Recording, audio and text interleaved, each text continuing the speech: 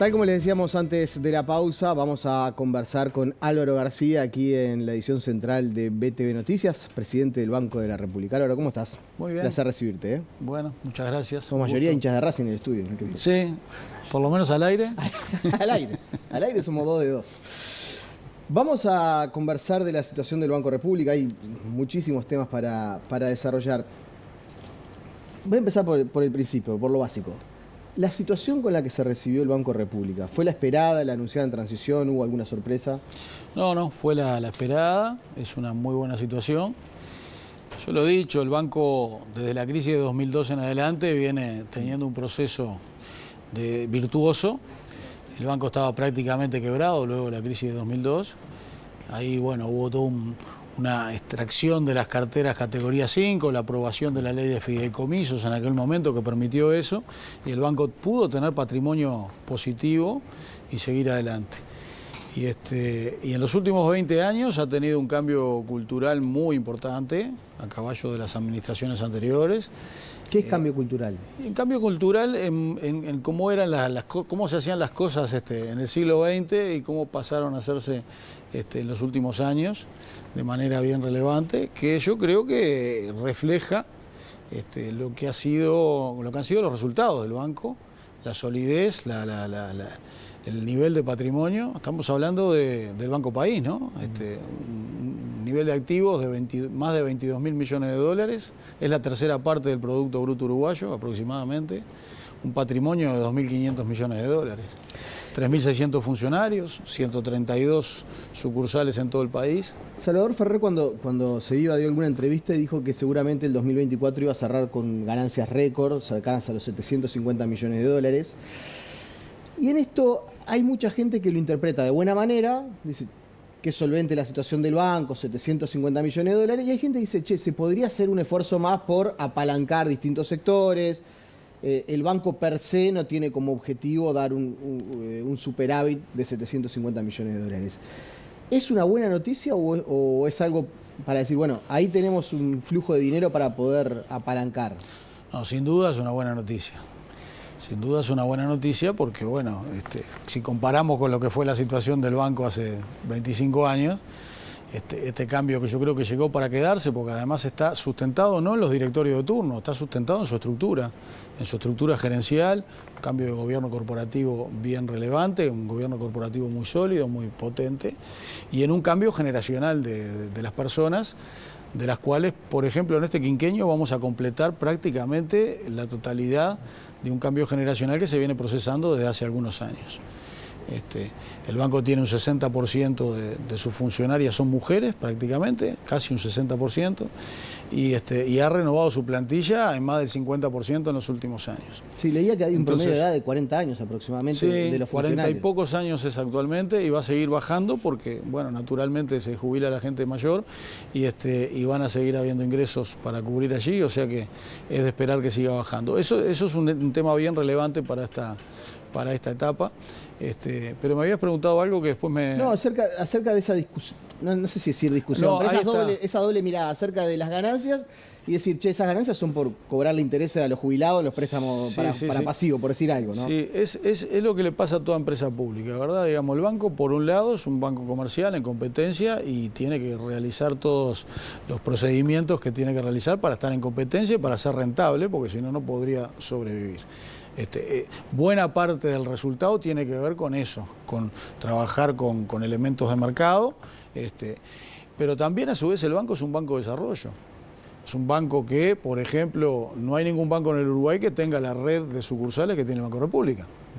Y eso es bien importante porque tiene una llegada de cercanía muy grande, independientemente de otros mecanismos que no sean sucursales, que también, por supuesto, que contribuyen a que la gente pueda operar con el banco.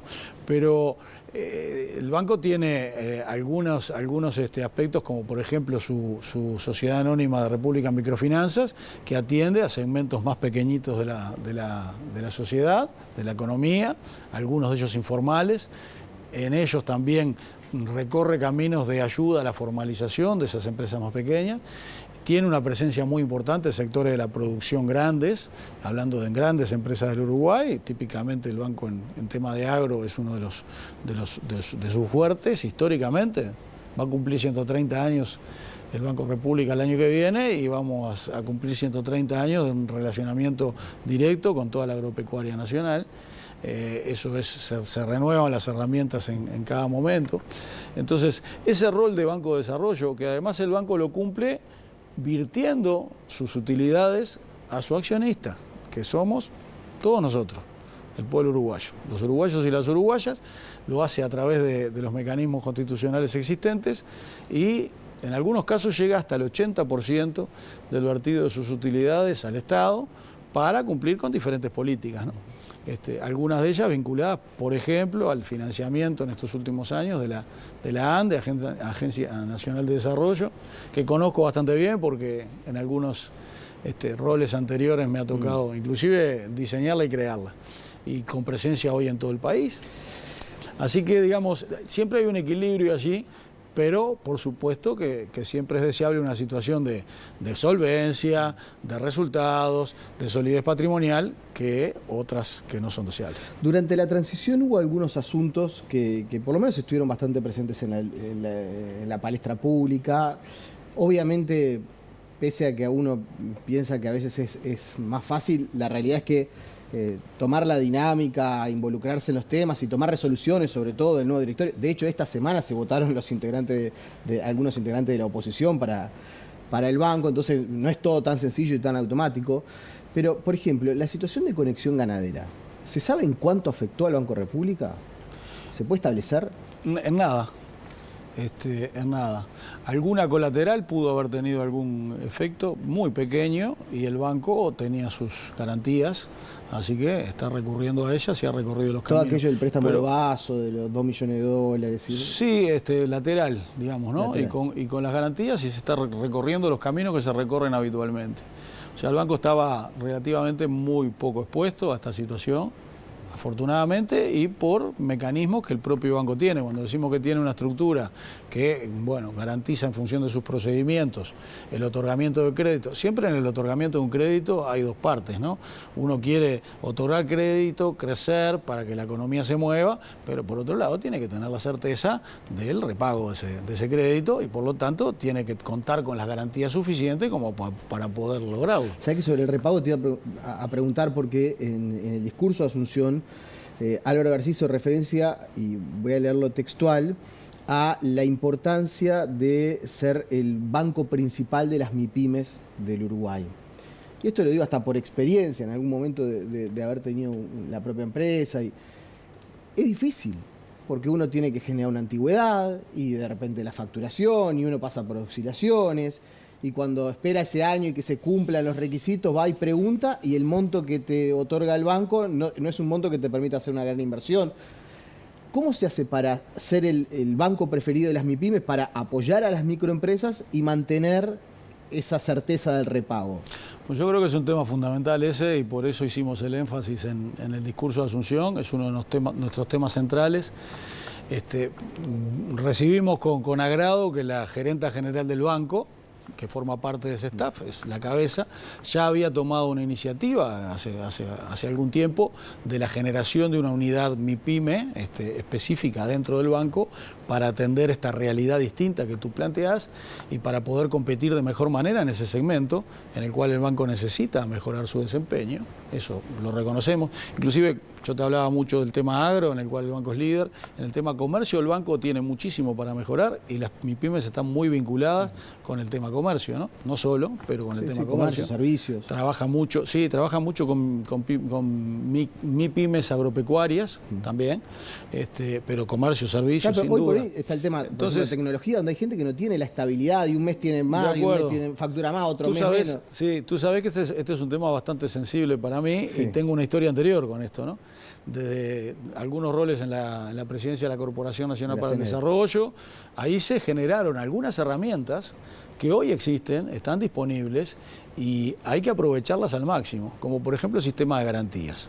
El Uruguay hace 20 y pocos años no tenía un sistema de garantías para que las pymes pudieran ir a los bancos y basarse en el SIGA, que así se llama, sistema de garantías, que se ha desarrollado, lo desarrollamos a partir de aquel momento y ha crecido hasta ahora. El tema de las microfinanzas, que yo nombraba recién a la República Microfinanzas, la sociedad anónima del banco, se crea en 2010, tiene todo su derrotero y es todo un segmento bien distinto, inclusive básicamente de empresas informales, ¿no? Con la necesidad de colaborar como banco público, banco de desarrollo, para la formalización de esas empresas, pero es otra historia. Si vamos a las empresas pequeñas y medianas, la ANDE es otra herramienta que yo le acabo de nombrar, que se creó también en el 2009 por ley, pero se instrumentó a partir de 2015, que hoy tiene 24 centros MIPYMES a nivel nacional.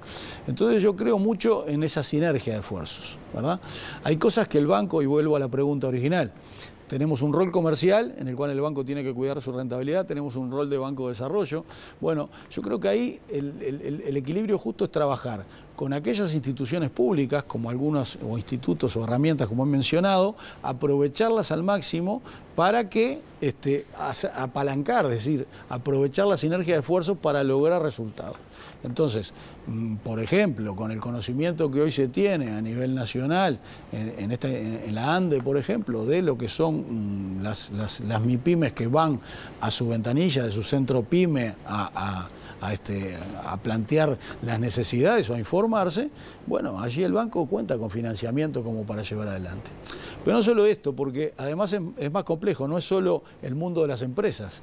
En este segmento de empresas, muchas personas, y seguramente te pasó a vos también, se financian a través de lo que ha sido históricamente un crédito estrella del banco, que era el crédito social, ahora le llamamos crédito a personas, que no necesariamente es un crédito que se otorga con descuento de sueldo. Hay una parte importante de ello, y hoy inclusive con los avances digitales que se están teniendo, los productos que ha generado el banco, tú podés abrir una cuenta sin pisar una sucursal, a través de lo que es la página web del banco, el eBrow o la app del Brow, y podés allí manejarte con determinados mecanismos del hecho de pedir un préstamo como préstamo personas, ¿verdad? Que ya te digo, no necesariamente hay que tener descuento de sueldo, en ese caso puede ser, es utilizado de hecho por muchos emprendimientos pequeños, o si tenés un track record con el banco, tenés un historial, no demasiado prolongado tampoco, tenés posibilidades de créditos express de pymes que el banco tiene y ha sacado como producto en los últimos tiempos. Las últimas dos de la entrevista, una vinculada al tema de esto que decía yo que estuvo en la palestra pública en cuanto a la transición. Sobre las actuaciones del anterior directorio del Banco de la República con el caso de las garantías de la AUF, ¿hubo alguna novedad? No, eso en la transición lo que recibimos la información de que había habido alguna denuncia realizada por algunos de los directores anteriores y no hemos tenido más repercusiones en ese tema. No podemos, digamos, en nuestro rol, por temas legales, hablar de situaciones particulares de ningún cliente, no lo voy a hacer, pero simplemente es eso que dije anteriormente en la respuesta. No es un tema que preocupe especialmente. No es un tema que preocupe en absoluto. Y tampoco hay, un cambio en la situación crediticia de la Asociación Uruguaya de Fútbol. No puedo hablar de clientes en particular, pero no es un tema que preocupe en absoluto. La última, tanto hablabas del asunto de la tecnología.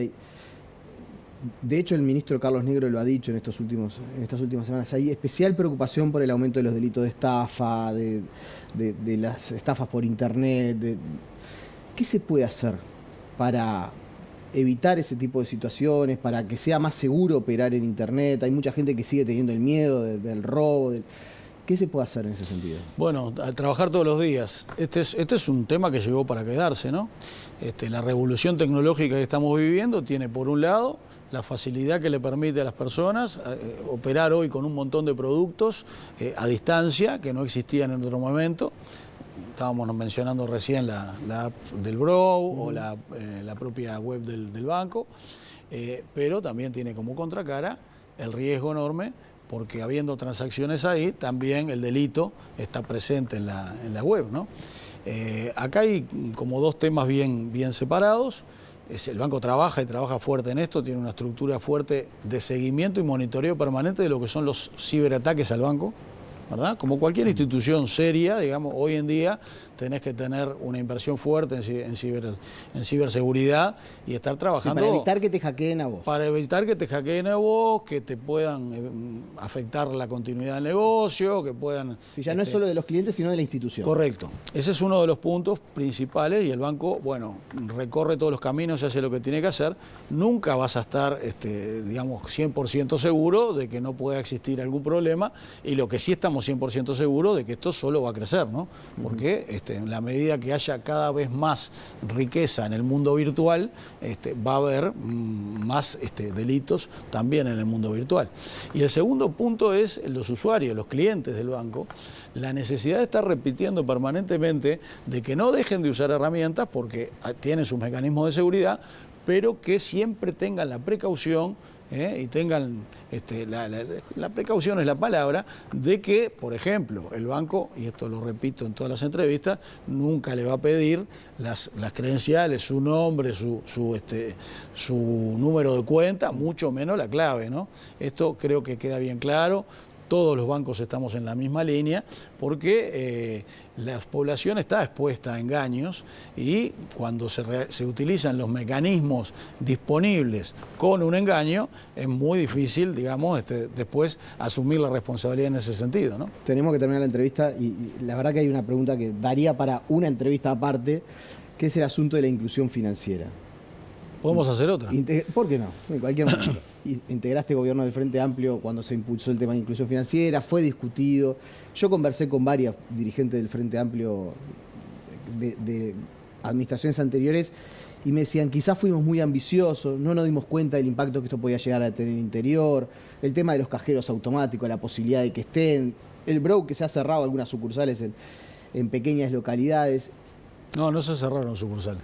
Durante el periodo pasado, ¿no? No, se hicieron redistribuciones de días. Algunas, creo. No, se hicieron redistribuciones de días. De repente sucursales que habían tenido en algún momento un volumen importante de operaciones, se abren 2 veces por semana y se traslada ese personal hacia otras sucursales en el mismo departamento, ya sea en la capital departamental, que tienen más actividad. Pero ahora volvés a hacer mención al tema de potenciar la inclusión financiera, y esto en el interior muchas veces a mucha gente le pone los pelos de punta por esta dificultad que a veces hay de pago de salario, del cobro. ¿Por dónde se va a ir? En 2 o 3 líneas. A ver, la inclusión financiera, lo que yo quiero decir con inclusión financiera es que todo el mundo, cualquier persona, tiene el derecho a utilizar los servicios financieros, los servicios del sistema financiero, y a facilitarse la vida utilizando esos servicios. No es que el sistema financiero, como fue durante mucho tiempo, fuera exclusivo para determinada cantidad de personas que pudieran ir a un banco. Muchas veces se hablaba de que, bueno, los bancos le prestan la plata a quien no la necesita, y la gente con mayor grado de vulnerabilidad no podía pasar por la puerta de un banco. Hoy en día lo de pasar por la puerta de un banco ya es relativo porque están todas estas herramientas tecnológicas. Entonces, cuanto más se haga en ese sentido, mayor grado de justicia va a haber en que todo el mundo pueda acceder inclusive a bajar costos. La inclusión financiera implica que cuando más gente entra, más volumen se genera, y eso también permite bajar los costos, como fue sucediendo en infinidad de casos de que los costos se fueron reduciendo. Los niveles de seguridad que necesita el mundo y los usos y costumbres del mundo también implican que el uso del efectivo está disminuyendo permanentemente. ¿Qué fue lo que sucedió? Y yo lo escuché muchas veces durante gran parte, hemos recorrido mucho el Uruguay y las realidades son bien distintas. Lo que sucede es que las necesidades no son las mismas en cualquier punto del país. Hay lugares en los cuales realmente hay dificultades, hay que entenderlas y hay que buscar las soluciones para cada uno de los lugares. El banco recibe un montón de solicitudes que no es posible atenderlas a todas por un tema de costo-beneficio, pero sí lo que estamos haciendo es escuchar cada una de las necesidades y viendo diferentes mecanismos que puedan atender a eso. Hay, por ejemplo, un acuerdo importante con la red de corresponsales de pagos, no solo las de las marcas más conocidas, sino también otras que son más locales y que, bueno, no necesariamente tiene que haber una sucursal del banco o a veces hasta un cajero del banco como para que la gente con las herramientas del banco pueda disponer del efectivo cercanamente, ¿no? Así que este es otro tema también de trabajo permanente porque, bueno, el intercambio, la información acerca de los usos de las herramientas también es importante. Muchas veces se concurre a una sucursal cuando hay cosas que hoy ya se pueden hacer a través de medios electrónicos. Lo entendemos perfectamente, porque nos ha pasado también en lo personal del acostumbrarse a las novedades. No es una cosa de un día para el otro, pero por eso digo que es un trabajo permanente de difusión. Álvaro García, verdadero placer, y cada tanto lo vamos a invitar para seguir conversando de temas del banco. ¿Cómo no? Será un gusto.